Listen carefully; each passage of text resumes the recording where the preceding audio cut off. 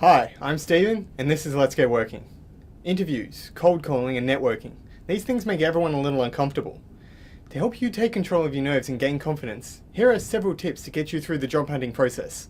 If the mention of these things already has you sweating, take a deep breath and let's get started. No matter what activity you're doing, preparation and practice are great tools for gaining confidence.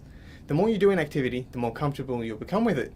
If you go back and watch some of the first videos I did for Let's Get Working, you'll see that my posture and the way I speak indicate I'm a little nervous. Watching the more recent videos, you'll see that I'm more relaxed and more comfortable with what I'm saying and doing. This is because of preparation and practice.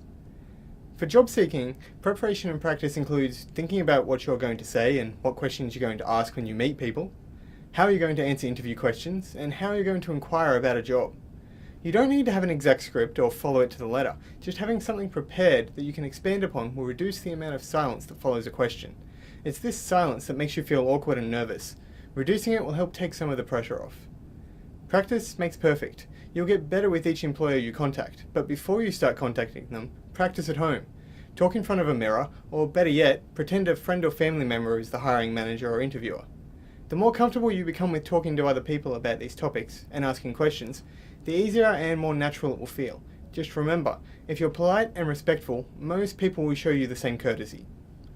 Feeling nervous when you're doing these activities is normal. I find embracing my nerves and getting to the root of the problem helps me settle my nerves instead of trying to hide from them.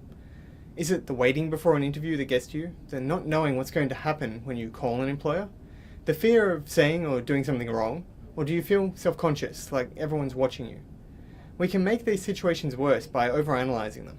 When you obsess about things, you begin to second-guess yourself, and this ends up with you being too critical of your actions. In addition to overanalyzing, avoid making assumptions or trying to be a mind reader. When we assume what others are thinking or what they want us to do, we base this off the way we think or would want things done.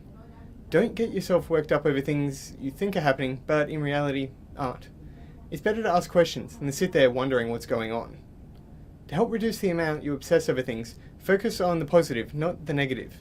It's okay to have weaknesses and to recognize negative aspects of a situation, but don't focus on these things. Focusing on the bad in a given situation can lead you to obsess over these things that may have been outside your control. When looking on the positive side of things, think about what you're good at, about examples of times you've done well, successful projects you've contributed to, and what potential opportunities or gains will come from this situation. If you do make a mistake, it's not the end of the world. You'll learn from the situation and do better next time, as I have with these videos. Not all of these videos have gone to plan. There are mistakes sometimes. Each time something has gone wrong though, I've reflected on the situation. What was I expecting? What actually happened? Why did it happen that way? And what can I do next time to fix this? You can appear confident without being confident on the inside. By faking it and projecting confidence, you can begin to feel confident. When you project confidence, you don't appear agitated, and those around you are put at ease. When those around you are at ease, it helps put you at ease. To project confidence, start with your posture, as this is the first thing people notice. A lack of confidence can show itself in many ways. We tense our shoulders, create a barrier by crossing our arms across our chest. We constantly fidget with our hands or feet, or we look down and avoid eye contact. It also shows in the way we interact with people. When we're not sure of ourselves and what we're saying, we tend to speak in a quieter voice, pause between sentences, or mumble our words. Try to be mindful of these things, as you can start doing them without noticing. The way you dress also helps you project confidence. When you look good, you feel good. Business clothes make me feel more confident than my casual weekend clothes.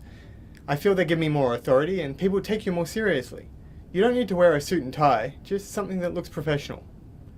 Everyone's a little nervous at job interviews, and talking your nerves through with people is a great way to help you deal with them. Friends and family can help provide some reassurance or put things into perspective for you. An interviewer, the HR manager, on the phone, or someone you're networking with aren't the right people to talk your nerves through with. Avoid drawing attention to your nerves by pointing them out or apologizing for them. For one, the other person may not have noticed, and two, it can shift the tone of the conversation into awkward territory. Don't draw any more attention than is needed to your actions when you're nervous. If you're finding that nothing seems to help you, just remember, these things are only a short part of your day, and afterwards you can go home and relax. As always, thanks for watching, and don't forget to check out our other videos. To make sure you don't miss a video, subscribe to this channel to ensure you receive more information aimed at helping you find, gain, or keep a job. Until next week, have a good week, and I hope your job search goes well.